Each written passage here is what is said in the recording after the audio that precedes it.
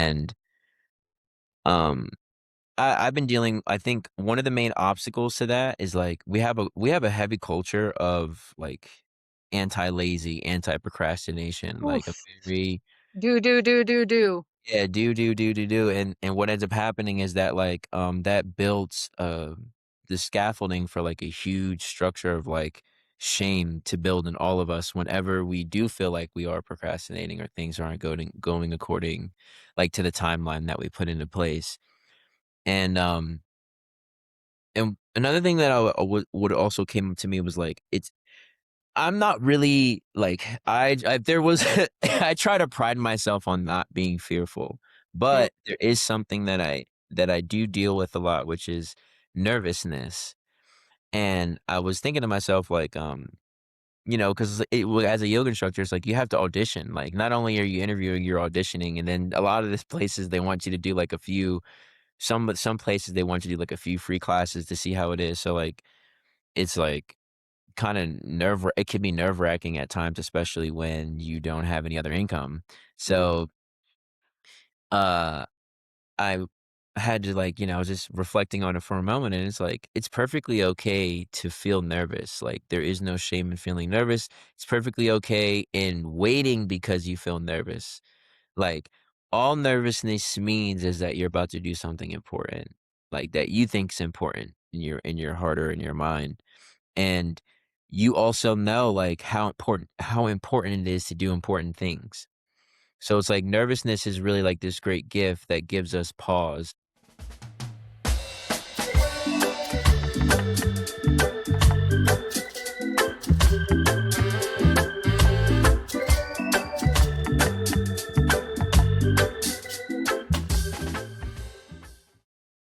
All right. Well, welcome back, everyone. Hello. Welcome back to Quentin and myself. Here we Yeah. go again. Welcome to our brains. Welcome to our brains. Welcome to our brains, people. It's been a minute.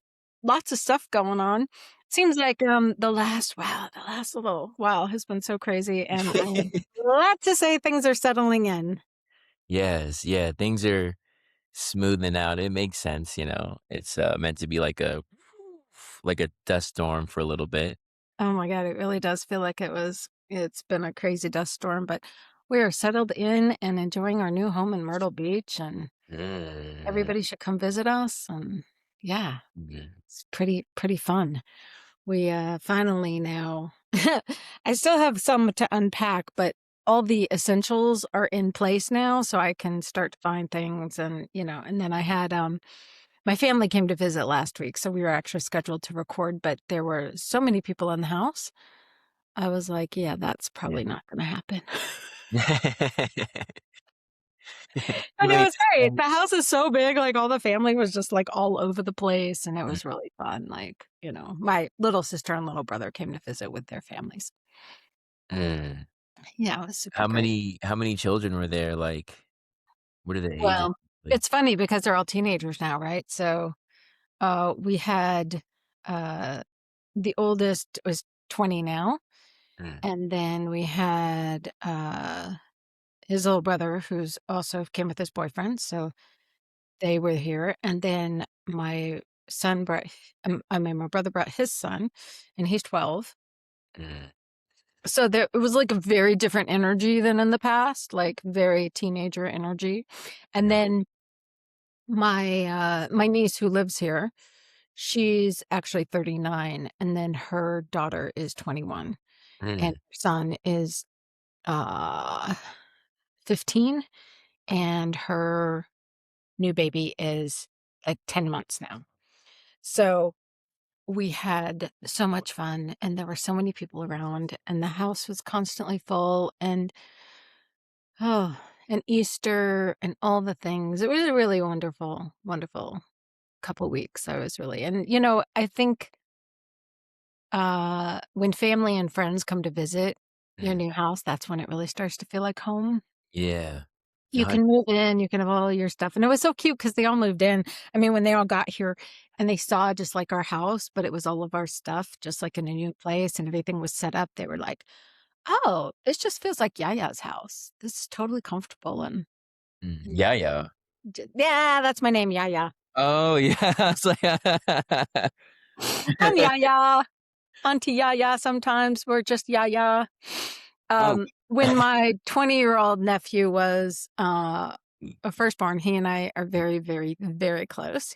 He's my boy, and, when he was little, I went away with my friends to the beach. He just had started learning to talk, like, he was just still in the mama dada phase, and I came back from the beach, and, of course, he couldn't say "Rada," so when I walked in the door, he yelled out, "Yaya!"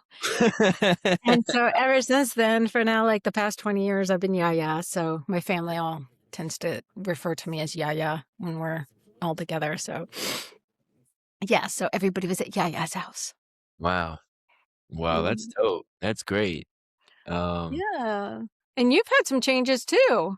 yeah, yeah. Yeah, wow. This is so fun because, like, we try not to talk to each other too much in between Yeah. because it's more fun when we have these conversations live, so, um, talk to me, tell me what's going on. Oh, yeah.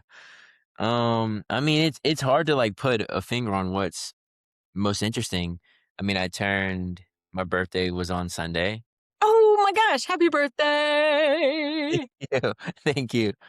Yeah, yeah, it's been amazing, like, I had friends over on Friday, and then on Saturday, like, just, like, kicked in, hung out, and then, I had planned to go camping, but, the place that I wanted to go camping at, they had to do, like, maintenance on the road, and Oh, so we ended up just, like, we woulda had to, like, hiked really, really far, to make it, so we're like, mm, maybe do something else."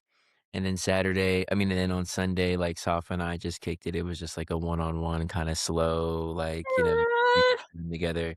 And we watched some of The Boys, like, some TV shows have been coming out, so that's been pretty cool. So we watched, like, some stuff together and, like, yeah, she put some oil in my hair and nice, and it was just very, like, mhm, beautiful. And, but, I mean, so many things have happened. So, like, I guess now starting more so in the past, when I made the post about, like, Life Word Unveiled, and then we recorded our podcast and I, like, posted some clips about it. yes, Basically, I would say 4 days after that, I got fired from my job, and I was like, "Hmm." Randomly, like, it was a very, like, random kind of, like, thing. I had a, um, review, like, 3 weeks before, and it was all very great stuff. It was just like, you're learning wow, how to do stuff, and I was still, like, in the training phase pretty much. So, at the moment, I was like, "Wow, like, what am I gonna do?" Like, I wasn't necessarily expecting this to happen. I definitely wasn't expecting this to happen for sure. Um, and so I was like, "Huh," but then I thought to myself too at the same time, I was like, "Well, like, this lifeward thing is, like, a pretty important thing to me, and ultimately, like, I always have this thought, like, I really don't believe in, like, necessarily getting it quote, unquote, "getting ahead in life" or, like, achieving my goals through, like, employment. Like, I never really have. Like, my first job was a company that I built, so, like, my mindset has always been, like, naturally entrepreneurial, and I've always been in this, like, deep-rooted debate internally on if like, how much attention I should put between my personal, like, endeavors versus, like, my job. And I just feel like, um and also, like, the day that I got fired, like, for the astrological folks was, like, the very first day of retrograde. oh, Um, and, I had been feeling for a little bit internally too that, like, I was sorta like a fish out of water there. Like, I was trying so hard to make working in an office and, like, working in a particular place work when I know, like, deep down that's not really what I like to do. Like, my first job was lawn care, and I loved mm, the aspect of, like, going from lawn to lawn and going from place to place, and you're not really yeah, trapped, in one particular space. And I had seen this Instagram post, interestingly, like, in that span of time after, like, announcing life word, but before I got fired, where there was guy, it was like a skit, and in the skit, there's a guy, um, like a business guy, like a, young business guy here, jailed, whatever, and he meets another guy, he's like, "Hey, I'll pay you to stand in this square." It's like, imagine you're out in your park and you're in front of, like, some sort of monument, and they have, like, the nice marble tile or something. He's like, "I'll pay you to stand in this, like, 2 by 2 foot square, and if you stand here for 8 hours." And so, like, every day the guy, like, stands there, and then he gets 8 hours, and then, he's, like, a little bit older now, let's say he's, like, 5 years older, and he's like, "You've done well for me, I'm gonna move you over here," and it's like, just, like, on in the same, like, plaza, just, "Here's this, and then these 9 squares are your squares," and he's like, Right. "Wow, it's so big," and he, like, tapes out, the area, and then, he gets l then, like, later on in the skit, it's just, like, he's really old, and, he has, like, a nice sized, little area, but, um, he realizes, like, the business guy comes up to him again, he's like, "You've done so well for me, like, thank you so much for your service, like, now it's time for your, like, retirement." And then he just realized, like, all he really did was, like, move from spot to spot within this office and, get, like, maybe, like, a bigger share of this space, but he never really got to live his life. Yeah. And, I'm in there, like, it's funny, it's like, they're like, "We give you standing desks now," like, it's sorta like it's like, "Alright, you can move around now, like, you're free," and it's like, for me, it's like, I like to follow, like, the Yogaville schedule, so, like, in the middle of the day, I like to try to do, like, some sort of, like, meditation, and, like, at sometimes I, like, and when I'm working, I'm like, "Okay, I need to do more counter postures just because 'cause I'm so, like, aware of my posture," like, Yeah, exactly. and, but it's And just little things like that, and especially, like, with, like, ultimately, what I've realized is, like, for the people that I have worked for, like, what are the things I really appreciate about them, and what do they advocate for, and, um, it's like, I really wanna be in an infrastructure where I don't where the leadership cares about, like, health, like, I'm not, like, the healthiest one there, or the one that, I'm not even saying that I'm the healthiest one there, but I'm the one that, yeah. like, advocates for, uh, like, different actions, like, if I'm gonna be in an infrastructure, it should, be that way, and then so, I was like, "Well, I do love this Lifeward Vision deep down," and so, ever since then, it's like, "Alright, well, I'm gonna be teaching full time and, like, doing more," like, and really more to me is, like, I have, like, my journal is where everything starts, and so it's like, okay, really, like, continue the drawing, continue this, grow conversations, and so, like, pretty much in, like, 2 days later, like, I got hired at a gym to teach, and then a few, like, 2 classes, but it's so funny, like, yoga instructors call out all the time, so it's like, I've subbed so many classes.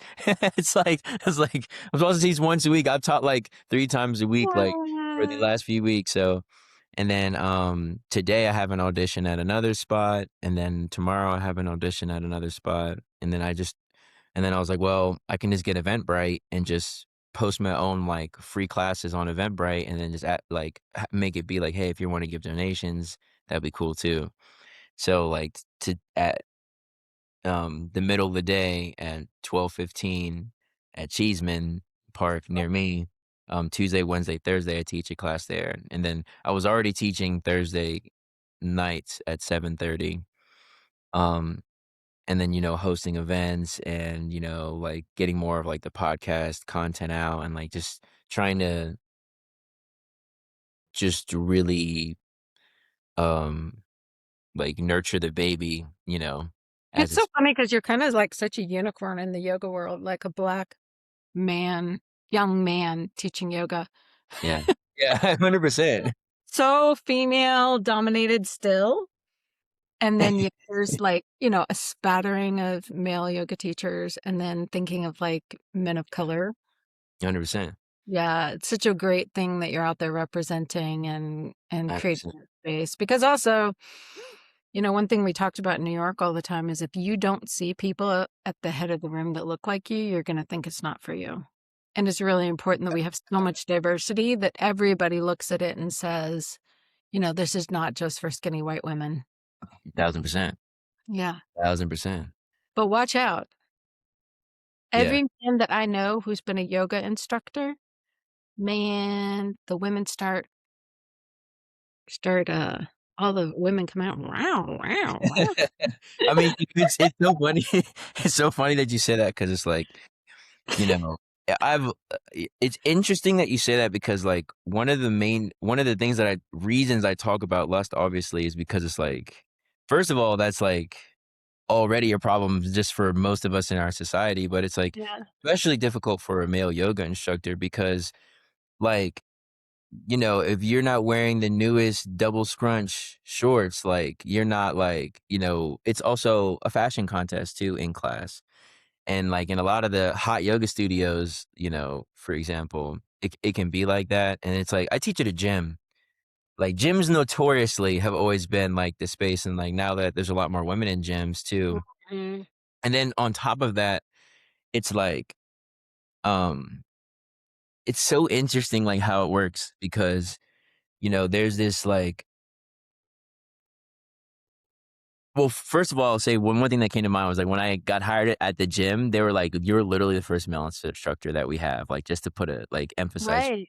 Yeah. like, when people see me, like, some spaces, they're like, like, one spot a long time ago that I wasn't meant to work at, they were just kinda like, "We just want our instructors to have a certain, like, I don't know how to like, an elegance to them A that." look.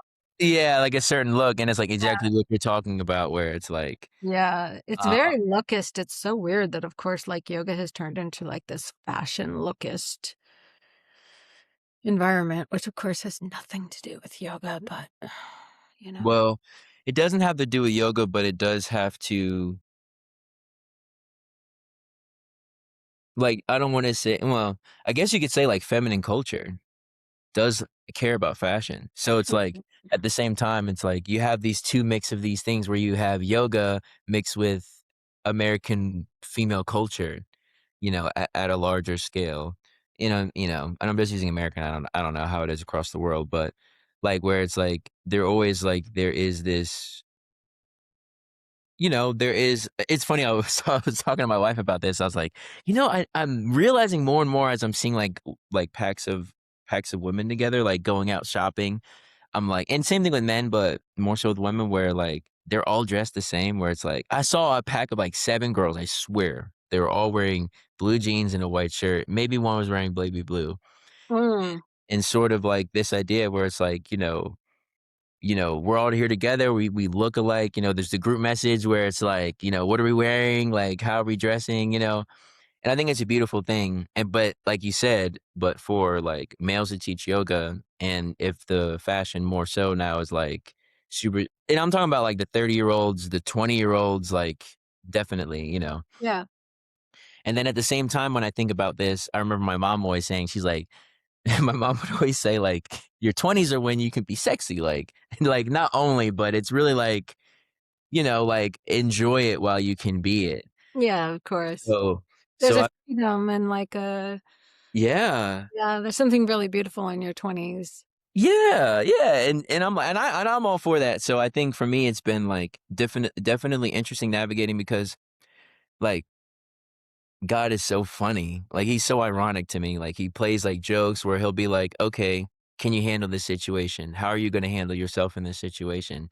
And like for me, the beautiful thing about my wife Safa is that she practices yoga, and like when she comes to classes with me, first of all, it makes it like any, like, inkling to even be lustful at all would dissipate essentially, Yeah. obviously, and then but on top of that, it's like she brings an attractive force, like, she makes it like, "Okay, like, there's a man, but like, his wife is right here, like, this isn't like, you know, some single dude out there, like, trying to get you into, like, puppy pose for 30 minutes," you know?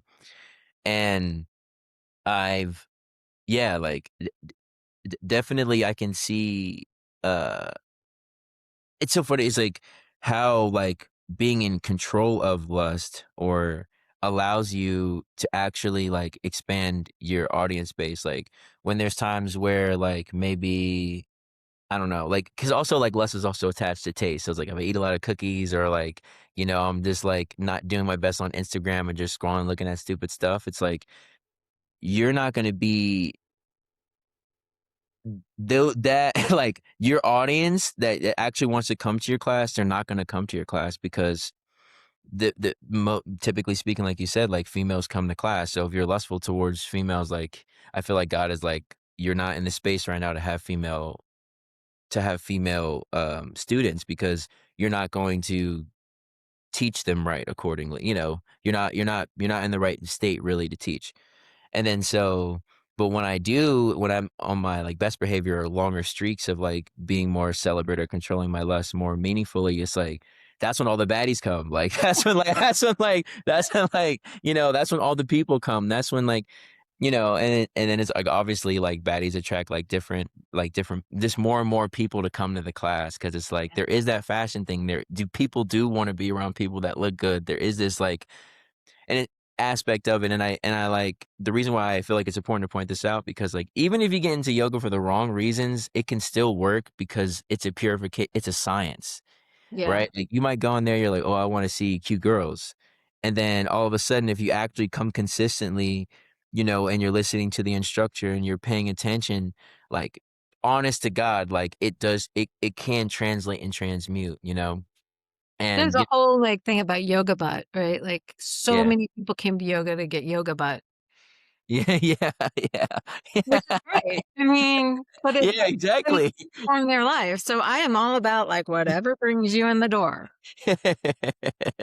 Exactly, exactly. Because it works the same, and I've seen it, I've felt it, and, yeah, I'm just thinking of different stories of how, like, I'll even think to myself, like, "Wow, like, I've done really good, like, I haven't watched anything I know I'm not supposed to watch, I haven't done anything I'm not supposed to do, I Mhm. haven't thought, like, diverse thoughts," and I'll think that, and it'll be like, like, that class will have, like, twice as many people, and I'm like, "Hmm, Hmm. that's interesting," like, "Okay," and then it's also, like, people that I would've people that I think are attractive, but, I'm married, I'm not trying to get with them, but just obviously people that are my age or younger or, like, whatever, and it's like and also dudes and also, like, on the male side, it'll be, like, cool dudes, like, dudes that I think are cool and that, like, have interests that, like, I'm like, "Oh, wow, you do that? Like, that's really cool, like, maybe we should connect with each other." Like, the people that you wanna be around, I find come when I'm more able to control, like, my sense attachment, and, yeah, it's like I'm not wanting it's like, when you're, like, when you're Right. attached to it, you're not wanting it, you're just So I allowing. think that's the key is, like, when you're not craving or chasing something, Mhm, right? It's like, the universe loves, like, a void. Like, when you are not chasing after something, often it will come to you, and Swami Satchidananda used to talk about that a lot. Like, don't worry about chasing after things. mm, Just mm, do your thing and it'll come. It's interesting, over the weekend, I was on Instagram, and I should send you this post if you haven't seen it already. And mm, there was this nice little clip about this guy who started the, Ebony Beach Club out in California. mm, Ebony Surf Club. mm, And so he went out on the water, during COVID and decided he was gonna learn to surf, and he got out on the water, and he was like, "I'm the only black person out here yeah, on the water." And he said, "This is weird, like, why are black people not out here enjoying this incredible thing?" yeah, So, there gotta be other black surfers, I can't be the only black surfer in the mhm, world. So, he just started having, like, these events that were just like, "Hey, you're black, you like to surf, come on, we'll show you," or, "You wanna surf, we'll show you." And so he started mm, just kind of, like, growing these events, and he said the first, like, official event he had and he said he was just kinda doing it reminds me of you because he was just doing it for fun, yeah, right? Like, I just wanna gather people around me that are like-minded and fun. yeah, I'm not trying to, like, make some political statement. I'm not trying to, like, create a movement. I'm not trying to do anything. I'm just literally trying to, like, gather people around me, do what I do in an organic fashion.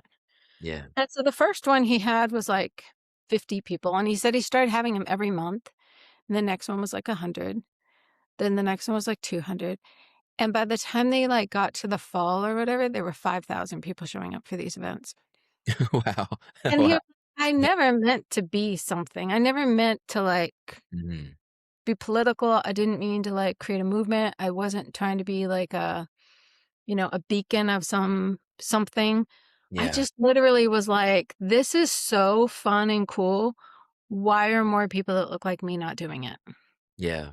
And so I think that's kind of, like, what's interesting about also what you're talking about is, like, when you're not chasing something, when you're just trying to really just be in your own self doing what you do.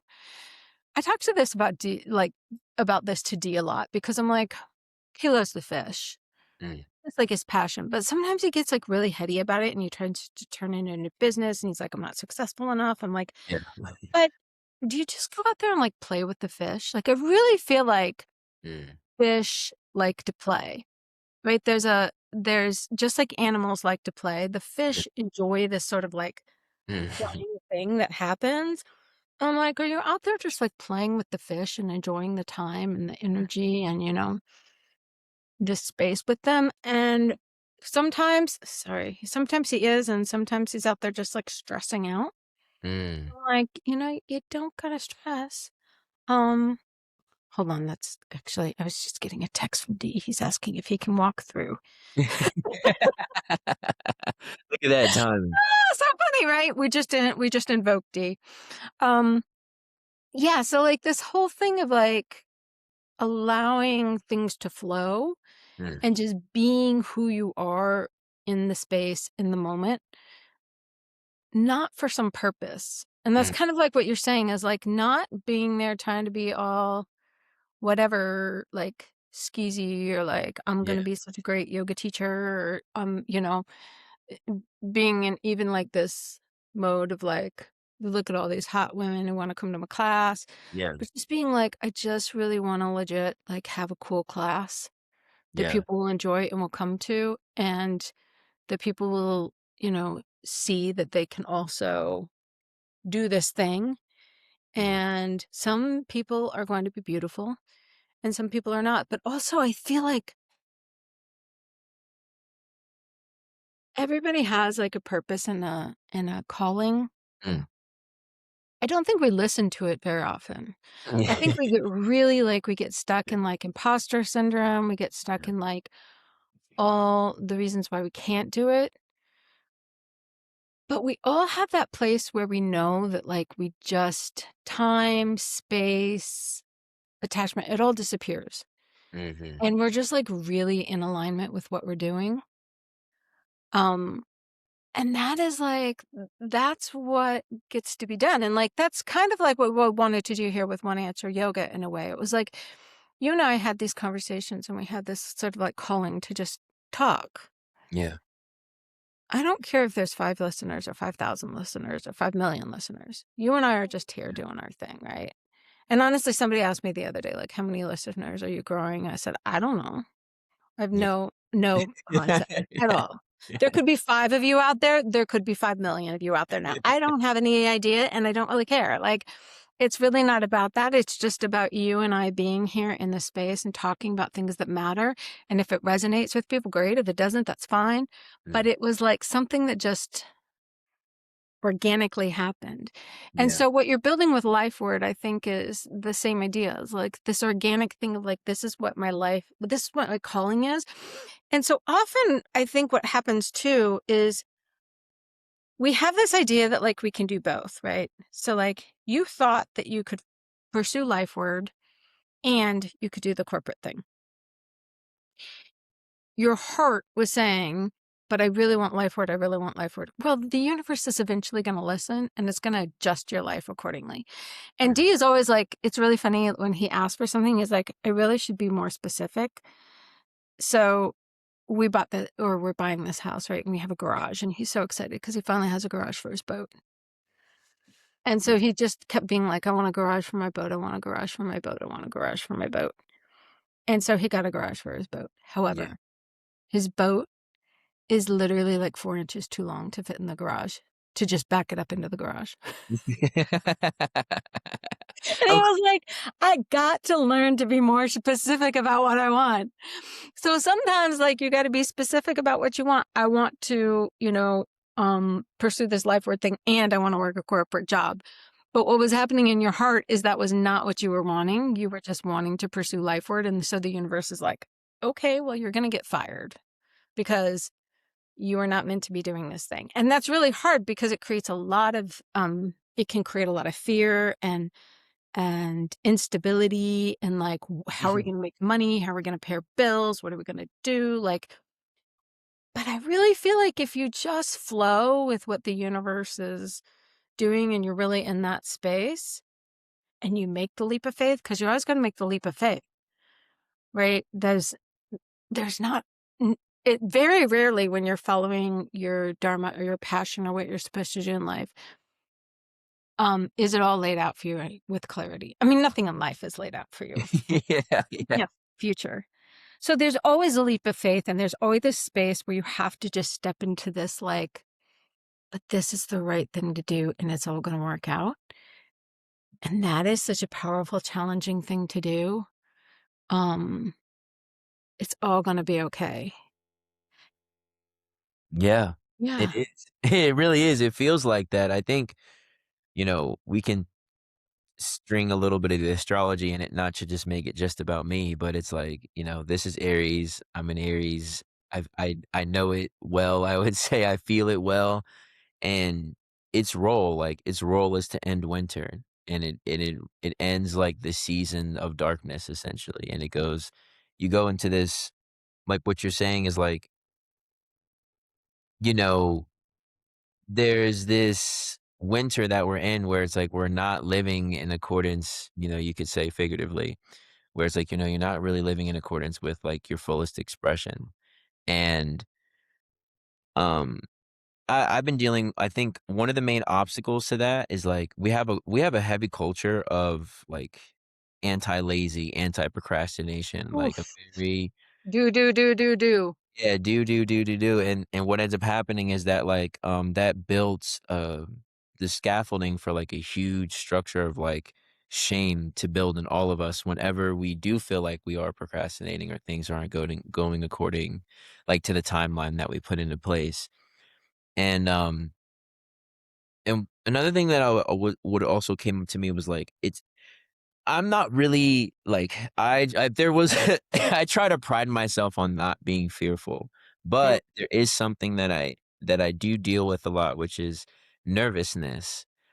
And I was thinking to myself, like, because as a yoga instructor, it's like you have to audition. Like, not only are you interviewing, you're auditioning, and then a lot of these places they want you to do like a few. Some places they want you to do like a few free classes to see how it is. So like, it's like kinda it can be nerve-wracking at times, especially when you don't have any other income. Mm. So, uh, I had to, like, I was just reflecting on it for a moment, and it's like, it's perfectly okay to feel nervous, like, there is no shame in feeling nervous. It's perfectly okay in waiting because you feel nervous. Like, all nervousness means is that you're about to do something important, like, that you think's important in your heart or in your mind. And you also know, like, how important it is to do important things. So it's like nervousness is really like this great gift that gives us pause. It gives us, like, a second to be like, "Huh, okay, I can't afford my mortgage, so what grace is there? Oh, 3-month deferment. Okay, let's see how that goes. Alright. Oh, the car too? Oh, the other mortgage too? Okay." Like, Mhm. you start to realize, like, oh, there's all these opportunities for grace. Like, and so for me, what I realize is like, when you get nervous, so it's nervousness first, I would say, and then it can go into fear where it goes, then your mind starts to project, like, I'm not gonna make it through. And I think like as an Aries and what we're supposed to represent is like making it through. Like, you can use the nervousness as energy because it all nervousness also it pulls you into your body, right? It literally changes how you feel, and Mhm. you start to feel your heartbeat. Things start to race, It's so interesting. I think they've actually done studies that show that ooh, physically in your body, excitement and anxiety have the exact same physical manifestation. ooh, I feel that. That happens to me, like, Yeah, Like, I our bodies can't tell the difference between excitement and anxiety. It's like our minds then label it excitement or anxiety, and that's what makes yes. a different experience for us. I But the yeah. actual sensations happening in our body, what actually happens is the same. Ooh, I feel that. And so with this nervousness, it gave me like this tremendous fuel to be like, life word is important. Like, you must be diligent. You know, not trying to be too rigid, but it's like, now is the time to kind of like to do those things that if you had the time to do, you said you would do them. Now you have the time to do them. Like, Yeah. let's allow this nervousness to um like carefully act and like take your time, but always move forward with this like with your head on a swivel. And like the reason why I like that, like it really does pull you into the moment where it's like, okay, I'm looking at everything. I'm not trying to cancel things out to prevent myself from like, I'm not trying to block my blessings or take too much control. I'm just responding to what's happening, as it's coming, and I'm seeing things as they're coming in.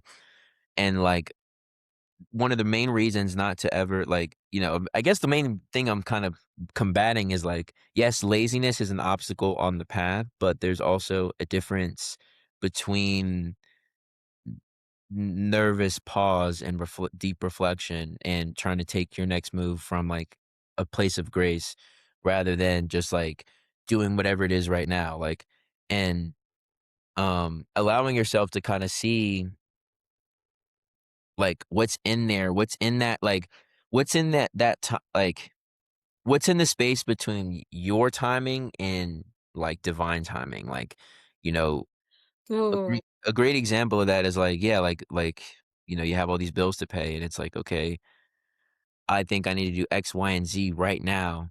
But the day happens, and, like, you might have tried so hard, you might have done everything you could have to make sure that you accomplished, like, whatever task that was, but, like, things kept getting in the way. And you're sitting there and you're thinking to yourself like, you can choose the option. The nervousness can then respond and be like, okay, I'm either more nervous now because it's 1 day later, 2 days later, and I still don't have a solution, or you could feel like I'm excited because I'm 2 days closer to having the solution.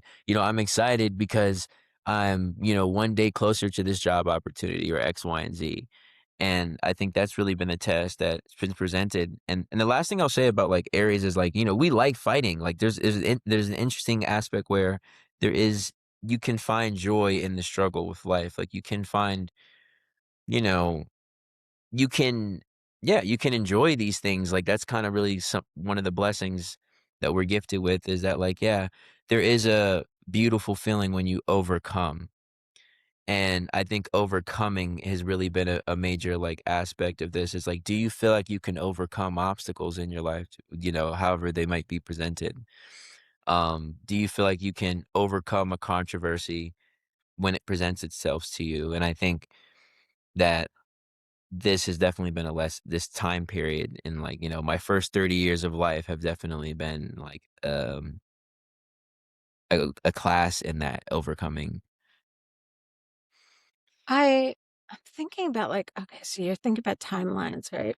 Mm, When I did leadership, the leadership training, I guess it's now been, I don't know, 5 years ago or something, mm, when I first got into it, they were talking about they talk about what's your vision and what's your goal and what do you want from your life. mhm, So, one of the things I'd be like is, like, I'd be like, "Well, if I'm just thinking about what I mm. want to lay on the beach reading a book, drinking Mai Tais." So, I don't know what's in a Mai Tai, just for the record, I don't Mai Tai. I don't know what Mai Tai is the however, it's really interesting because most days, all that's required of me right now is going on the beach and reading a book and, Mm. you know, I guess I need to explore what a Mai Tai is because that's part of my vision. Um, and so I would say that, yeah, that's all I want. That's all I want from life is just to lay on the beach and read a book. Mm,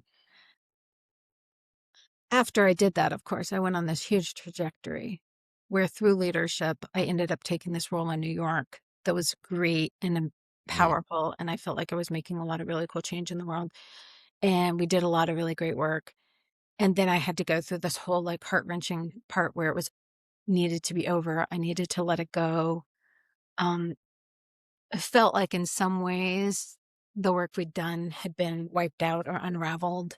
Mm, That the impact that we'd made had just been like, not long standing. And then the ultimate impact that I made was much different than what I actually thought was mm, going to be my purpose there. Like, I really thought it was going to be like saving the building in Integral Yoga New York. It turned out actually I was kind of meant to facilitate the letting go of this building and mm, this physical space and passing it over to Amma's organization. mm. So Amma's organization actually ended up buying the building as opposed to it being sold to developers. And so Gotcha. I've had to be really instrumental in making sure that that was the transition and that happened. Mm, None of this involved like, Mai Tais on the beach, but I really enjoyed that, right? That experience. And I really got into it. And then of course it, I also had a whole falling apart and like a thinking about like, what am I doing with my life and what I want to be doing? And, also sustainability and the way that I work and how I show up in life and um the pace at which I do things. And then I do things to an extent and then I kind of crash because I overdo. mm. And then think about like how do I pace myself? Also being, in your 50s now, it's much different like pacing because you're kind of looking at like, okay, what's the next 50 years going to be like without the body I had 50, for your body for up until 50 is actually pretty great. It's a Mm, pretty good body. Your body after 50, like that it's kind of like you can have a great body, but it's a lot more work. yeah. Health gets to be more work and things are just like naturally breaking down in your systems. So all of these things, thinking about it. Now, the timeline is interesting because I had this intention 5 years ago. I did not go from having that intention to laying on the beach reading my book. Mm, I went on this incredibly crazy journey, right? I mhm. had to move all the way to New York City and do like this insane, like, whole thing of being like the executive director and working on this like huge level with yoga in New York. And then 5 years later, after all that, I find myself reading a book on the beach. Mm. So yeah, there's intentions that we have. And then I don't know, like, is this actually all I want to be doing? I'm not really sure. I'm very content right now to just lay on the beach and read my book. Mm. However, I also realize, like, am I going to do that for 50 years?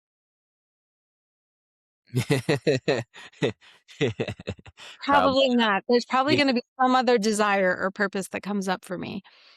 Uh, Mm. and so it's really interesting to see, like, I guess the 2 points I want to make is one, like, be clear on your vision. Be really clear on your vision because you may end up with a garage that's 4 inches too short for your boat. Yeah. Then being gratitude when you end up with a garage that's 4 inches too short for your boat and know that there's some other plan that's happening. Um, and then the other thing is like, don't give up on your vision. You know, y- just because it's not happening right away or it's not happening the way you think it is, just know that when you have that intention in your heart, sometimes, like for my salon and spa, when I had that vision, I had this vision that I was going to have a like really high end luxury salon and spa, but it was going to be in my house. Mm. I was so far from that vision when I started. I took out my washer and dryer in my apartment and put my hair cutting chair and the sink in the washer and dryer space. That's where I started. And I was gonna have, like, my own and I was gonna grow all these plants and things in my backyard, and I was gonna produce products out of these things. It Mm. took me 15 years before that vision came to fruition. Mm. And then guess what? The vision came to fruition, and then I was like, "Oh, okay, I did that." And it wasn't something I wanted to sustain. It wasn't something that I wanted to hold on to. It was literally just like I needed to experience this, and then I was ready to let it go. Mm. And I let it go with, like, a little bit of heartbreak because I really thought that's what I was gonna be doing. But honestly, what was happening in my life again by that time, I was in New York, I was doing all these exciting things, mm, and it was pretty easy to, like, totally let it go and be like, "Okay, this is not at all what I wanted me to do."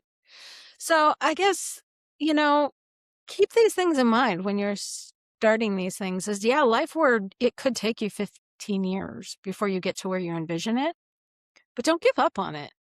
15 years really is not that long of a time, and when I think about I was 33 when I went back to school mm, to study cosmetology, mm, right? And so then it took me 15 years to get to that luxury mm, salon. I had a gorgeous salon and spa in my mm, basement. It was gorgeous. And mm, I grew the products in my own yard. Like I planted all these trees and plants and I would distill the waters that I would use and literally handcraft all the products I was using on people in the salon and spa. mm, Big, beautiful vision. It was so great. 15 years it took me to get there. mm. And then oddly enough, I got there, and then my next vision was to lay on the beach and drink. Yep. My God. And then it took me another 5 years to get there with no hint that that's where I was headed. Mm, You have to understand, like, this thing with Myrtle Beach happened really fast. I mean, you some of you have been paying attention, but, like, a year ago, there was no hint that I was gonna be laying on the beach a year from now. mm, Like, okay financially, supported in a way because some of our investments just really paid off, that I was gonna be laying on the beach. And so, don't think that where you are today is where you gonna end up, and sometimes it takes 15 years, and sometimes it just all of a sudden, over the course of a year, you're like, "Damn, whoa, I'm where if am here, and I never thought I was gonna end up here." And you have to give up a lot of things. So mhm, there's a lot of heartbreak that can happen along the way. I would not say the last year to get me to the place where I'm sitting on the beach reading my book has been great. There mm, was a lot of pain, a lot of growth, a lot of undoing, a lot of work that had to be done this last year. I'm grateful now that am where I am, and mm, it's a wonderful place to be, but it was not a great and easy journey to get there. So, whatever you're doing, whatever place you're in, whatever vision you have, keep that in your heart, be specific, and just keep it in your heart. Even when today it feels so impossible, like you're never going to get there. Even if your life took a really weird trajectory, like you, right? You had this life word, and then all of a sudden you had to go work in this corporate office for a while. mhm. And then now you're back, right? Yeah, So you really just have to be like, even if what's being presented to me is not what I think it will be, um, just keep moving forward. And again, whatever lights you up, just do that. It's okay. It's okay if that feels a little selfish, or it's okay if it feels grand and big. It's okay if it's just meant to be gardening in your backyard and that's what your life is holding for you. Because in order to get me here, I had to do a lot of big things in the world, right? yeah, And so, yeah, this idea of like, oh, I remember thinking when I was doing leadership, I was like, that's such a selfish vision. That's such a small minded, selfish thing to say that I just want to go lay on the beach and read a book. hmm, However, between in the last 5 years, think of all the work I did, all the lives I impacted, all the ways I touched people, the ways I transformed things, the impact that I had, kind of because this selfish vision was taking me in this like trajectory, this round circle thing that had to happen. And so now it's time to rest, and that's okay. Rest time is good too. And so, whatever that is, just like flow with it. mm. Yeah, just flow.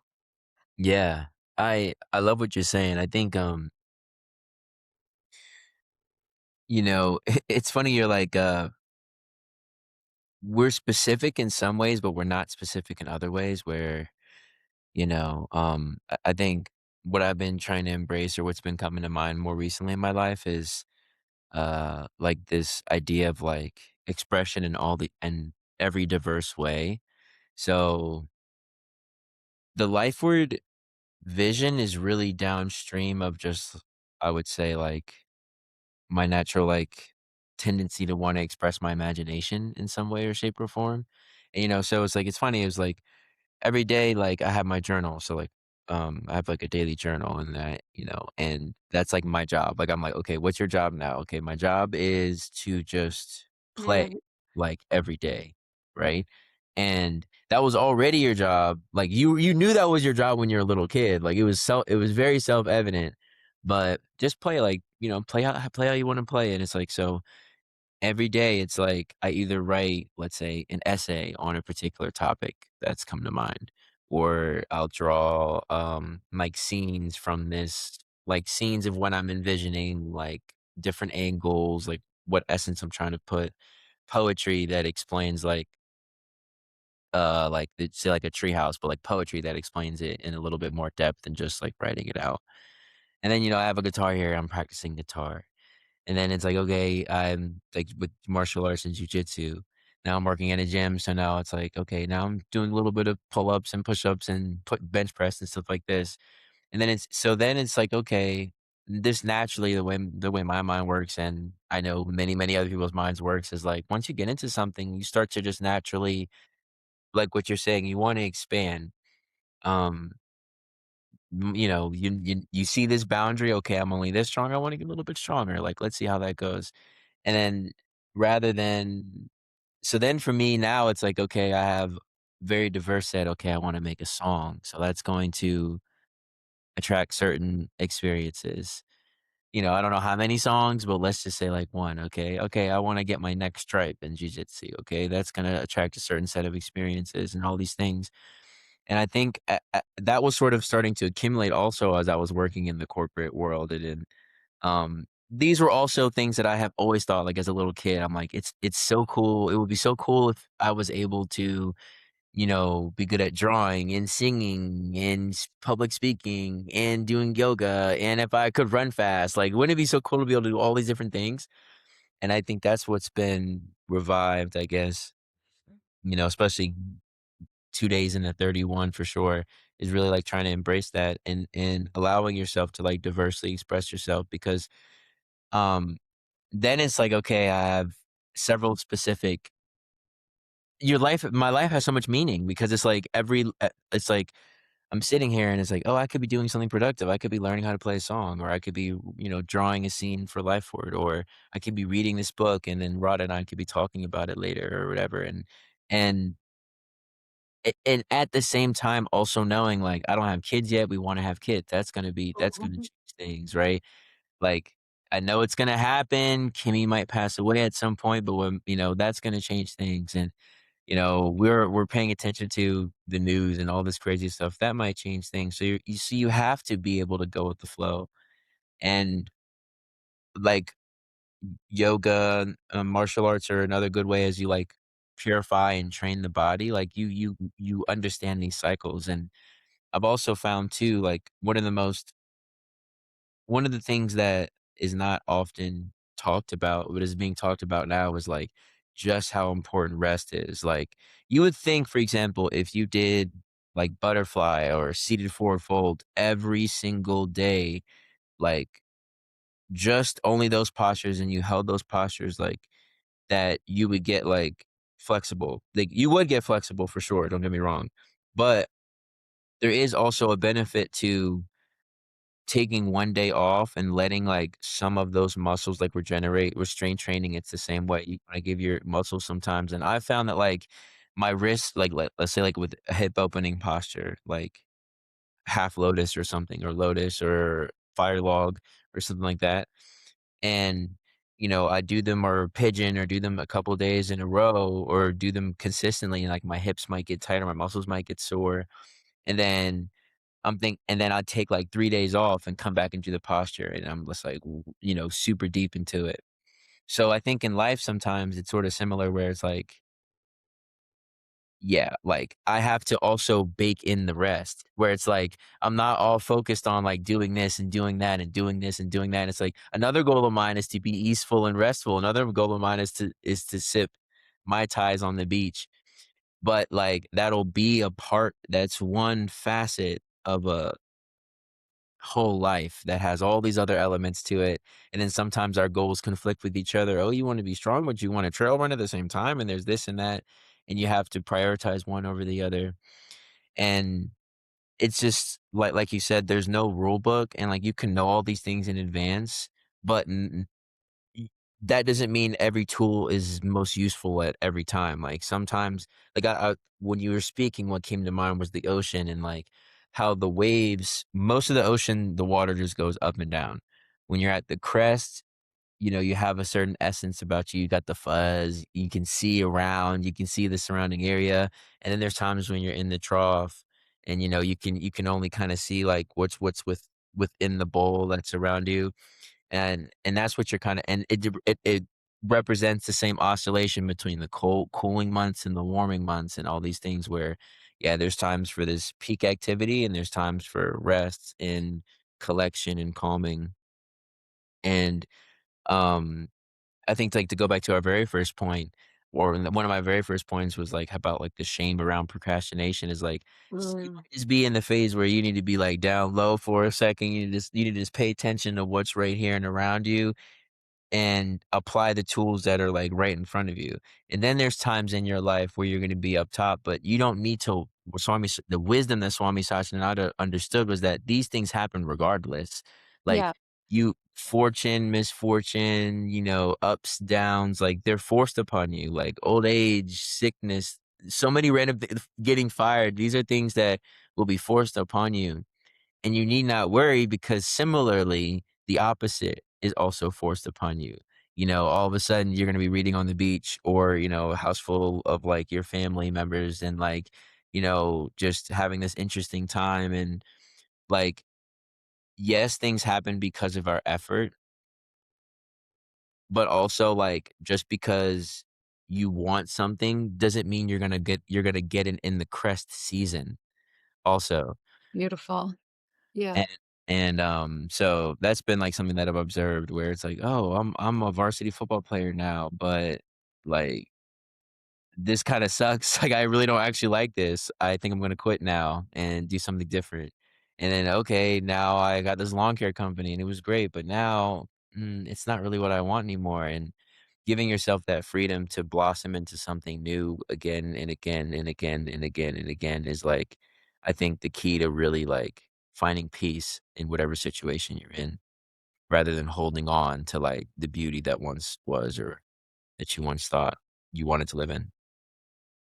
I think what brings you joy too is like one thing that one thing that in my experience D often forgets is that uh things that he's good at,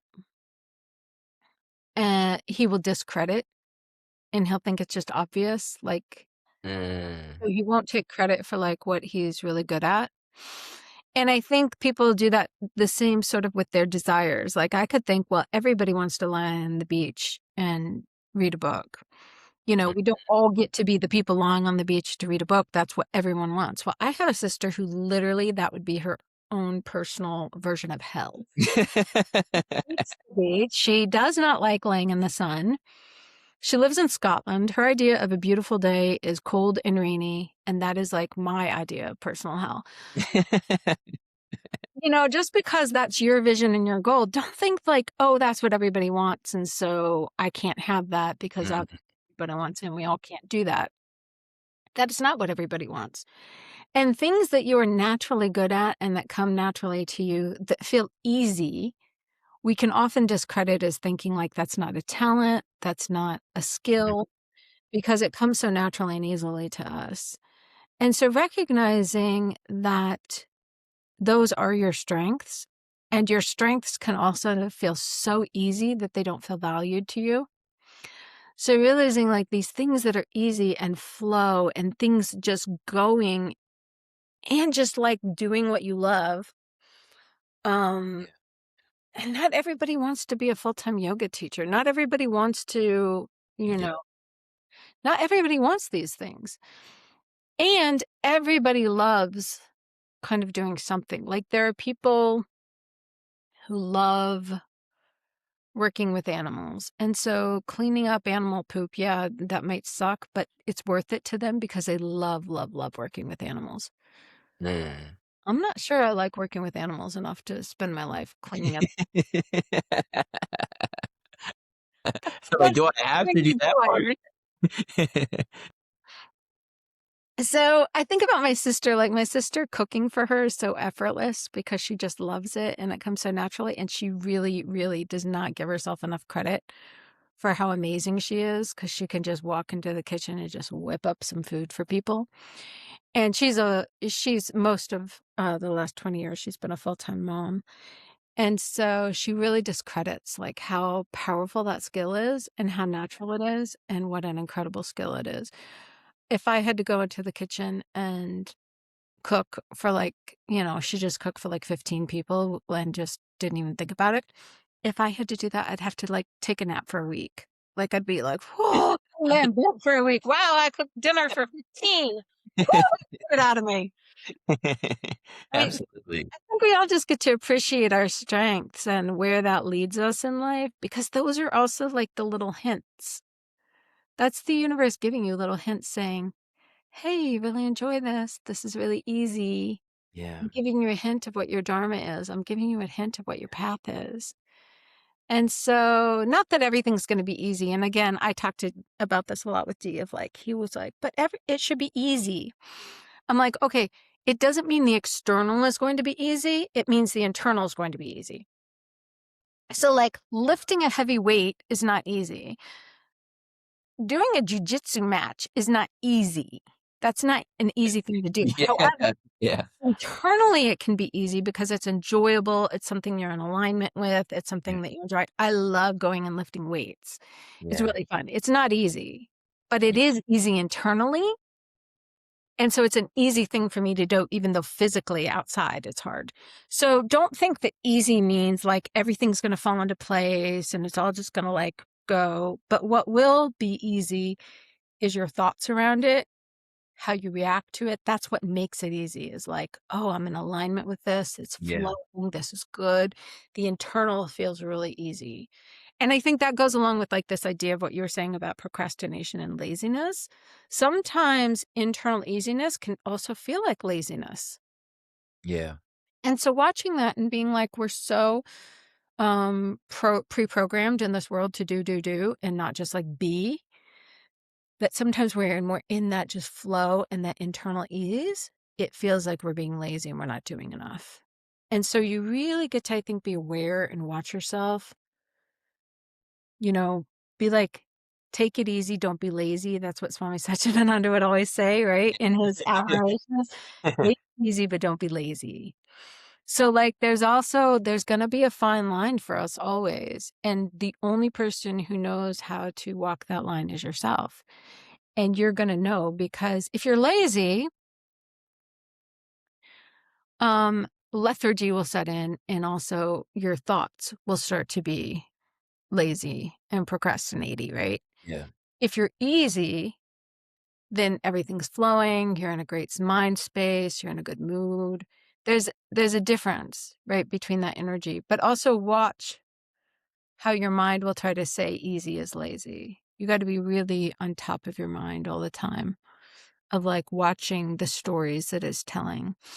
And my leadership coach, who I've been working with for the last 5 years, Judith Rich, who's extraordinary. She's got a great podcast. Look up Judith Rich if you've never listened to her podcast. Mhm. Um, I think it's Living in the New Beyond is maybe the podcast, or that's her book, maybe. Cool. Um, she she talks to us now like she's 80 years old or 83 or something now. And she lived in this very, like, doing stage for a lot of her life, and it took her to, like, 80 to finally be like, "Hey, I think maybe we need to slow down and be." Yeah. And so she's guiding all of us in this, and it's really powerful because I'm 50, right? I'm in my 50s, so I'm 30 years younger than her, and I'm really grateful to her for her path and her work that she's done. and the wisdom that she's bringing to me at her age so that I am getting this Yeah. wisdom 30 years younger.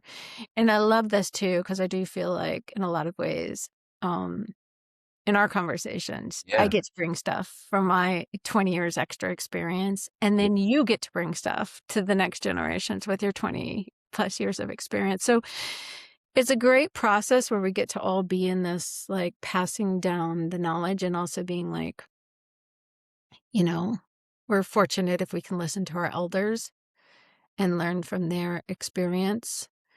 Um, and also, I mean, God, the world is such a cool place. And like young people are so amazing. Like having spent a lot of time with young people, I'm like, we're having this really challenging conversation about like, uh, basically kind of like around sexual assault and the age of consent. Yeah. And I was thinking about how the things that young people will no longer tolerate, that especially, I'm just going to say in the 80s, because that's when I was growing up, that in the 80s was just like, it's really hard to watch an 80s movie with a young person, like, Mm. even the iconic ones that we thought were so great, Yeah. like, trying to sit down and watch 16 Candles with somebody who's, like, a teenager now, they were Yeah. like, "This is so offensive and gross. Why would you think this movie's great?" There's very few 80s movies you can go back and watch and are actually, like, okay to watch in today's world. Um, and I love that. I love that we're getting to a point where we're not willing to tolerate things and we're seeing things in a different way and our expectations of the world. So we all have so much to offer each other. Listening to younger voices and elders and really just hearing all the stuff around us, it's such a it's such a cool time to be alive. I mean, this is I'm so glad you're bringing up this point because it's like I think when I my brief little talk about politics for the day, just briefly is like I think that's how our generation feels, which is like, how did you guys tolerate this stuff for so long? Like, Mhm.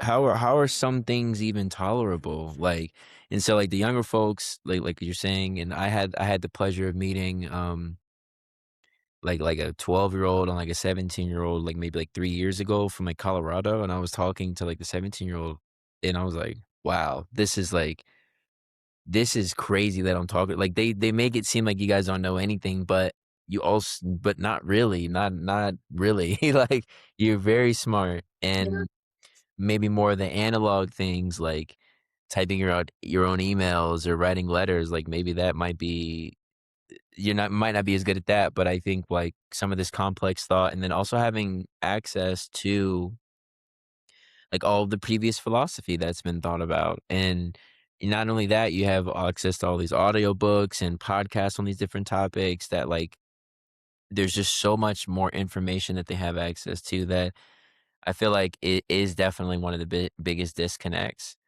And I was talking to my mom too the other day and like just like, how she gets news versus how like I get news or how I think about the world is just so different. Like, you know, my version of America is so much more diverse than like someone born 20 or 30 or 40 years older than me. So it's like what we Absolutely. tolerate is so different. Like who we think is us versus them is like completely different. Yeah. And yeah, so that's like why like at least when it comes to like the political aspect of our life, like maybe there's definitely hope and all these other things like yeah, they're just not tolerated. Um It's hard because we get really judgmental of people older than us. yeah, And again, like, this was one of the things that we were talking about with the the littles, the youngers, yeah. was that, um, g historical context and how okay, so we thought things were okay, but it was also the times, and then them being like, "Oh, but there were people even at that time who didn't think that it was okay." Yeah, yeah, yeah. That throws a wrench in your plan. That's really hard, right? Because it's like, yeah, you're right. I mean, there were definitely people who didn't think it was okay, but most of us, but you're judging me based on like the time that I lived in, and that's really hard. Mm, So I remember like having this conversation with um these younger people. This was maybe, I don't know, this was probably like 10 years ago. mm. And they were talking about how these women were talking about how if they had walked through a bar and guys were groping them, like, what? That happened? And I was like, that happened? What are you talking about? That's just normal.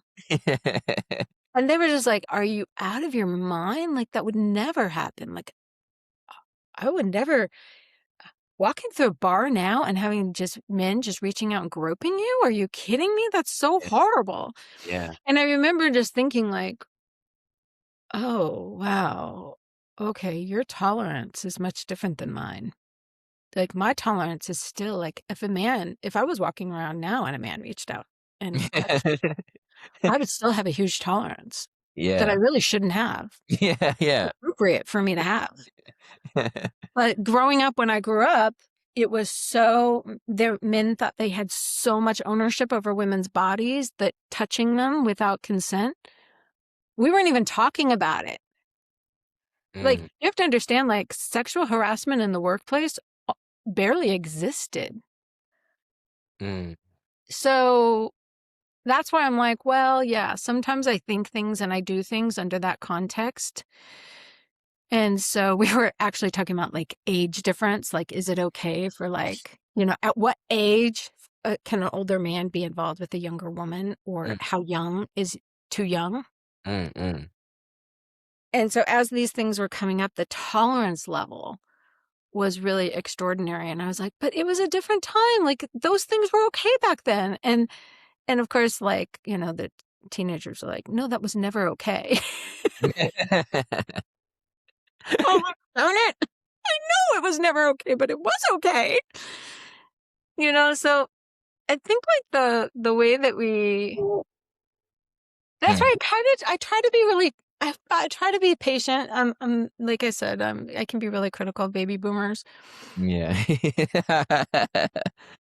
Um and I try to understand the time period in which they are being raised, because now it's being reflected to me. Um I always say like I'm pretty hip and cool until like you hit about like kids under 20. Mm, And kids under 20, like, yeah, I am old to them. yeah, yeah. Old, antiquated, out of touch. There's nothing cool about me, right? Not that they don't love me, not that it's not fun to hang out with me, but there's no sense of like, "Oh, yeah, she's the hip, cool aunt." Uh, and so I think about, like, then boomers, I'm like, "Oh god," like, that's me. I should be more tolerant, I should be kinder to them. Because obviously I'm headed in that direction, and there will be a generation that's like, "Oh god, that fucking Gen X. They're the Yeah, worst. Gen X is awful. They're yeah. ruining the whole world." The It's like whole world is ruined because of Gen X. it's like, come on now, guys. I mean, look, y'all have done every generation has their pros and cons, and y'all are just too young to know your cons yet. I think that's also another thing too, where we Mhm. like you said, we haven't had the full cycles of Yeah. getting what we want. Maybe, you get like even what you're saying, like even the lifeward vision gets fulfilled, one day, and then the next day we're gonna be like, all right, well, what now? What next? And um Sadhguru, I listened to his audiobook or his book, Inner Engineering, and that was something that he was saying. He mentioned how, like, as soon as humans perceive a boundary, as soon as a person perceives a boundary in some way, shape, or form, like, you wanna break it, you wanna get to the next level. And, it's ironic, like, I think we didn't aren't we doing something with the moon?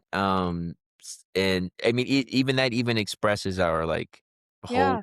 situation is, like, always trying to break the boundary. AI, everything this, and it's never ending. really, like, as long as it's placed in a materialistic place, it's gonna be, like, a never-ending chase, like, you get the job, now you want more money, you get the business, now you want more clients, you serve one person, now you wanna serve another person or whatever, you get one tattoo, now you want another one, like, it's just like that, and so I think just one of the lessons I've learned too, like, Aries in just this time period, it's like there's I find, like, the bhakti path, like, the devotional path is really the place where you put, like, that excess energy into, where it's like, "Okay, I should probably," like, Saf and I said this many times. Saf and I looked at like, Saf and I both looked at each other like, "Let's pray." Like, we'll be, like, in the car, and we'll just be like, "Let's pray real quick." Like,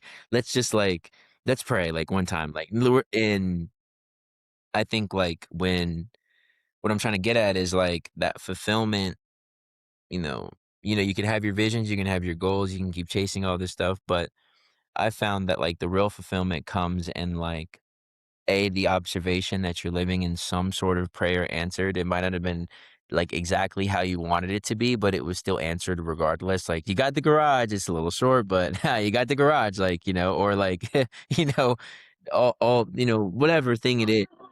Yeah. Oh, hold on, It's good. Let me mute myself. yeah, you good.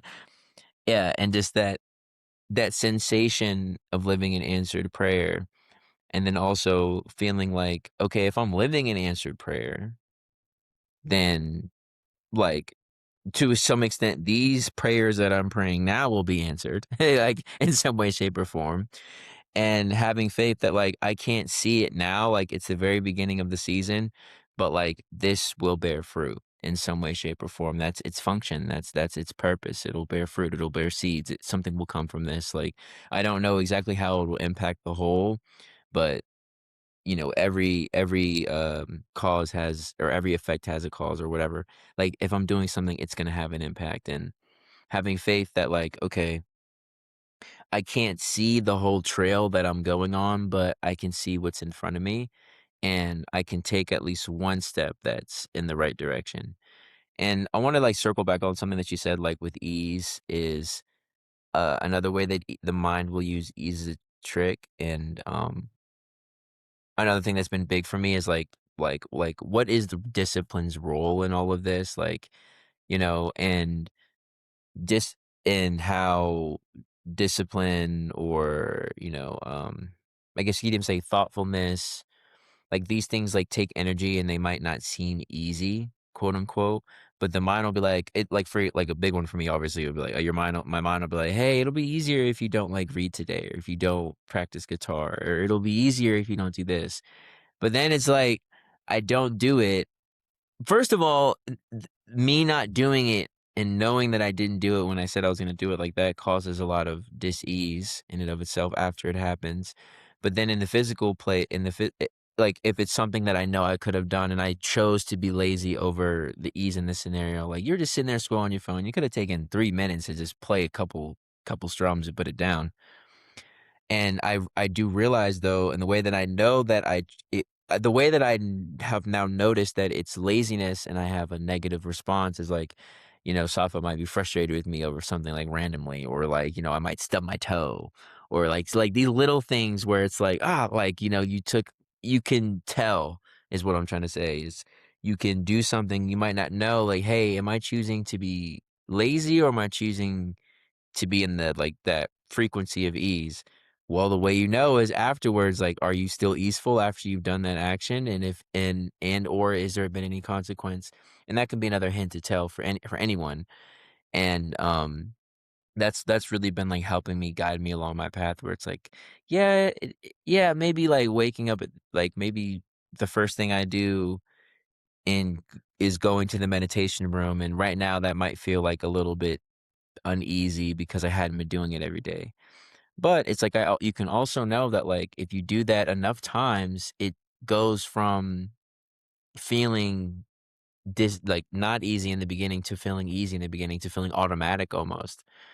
And so I think that's, like, another way that the mind can play tricks. It'll prevent you from establishing, like, a Yeah. quote unquote positive habit in the name of ease, um, when in actuality it's actually much more there's much more dis-ease in not doing what you know is right. And for me, the thing that I know is right is prayer for sure, and is like calling on like that force to help me see through the situation that I know that I can't see through myself. And like, all the other tools are definitely significant and important, but I found that like faith, like you said, like faith in yourself and faith in that higher power has really like gotten me through so many obstacles in my life and shown me so many treasures as well.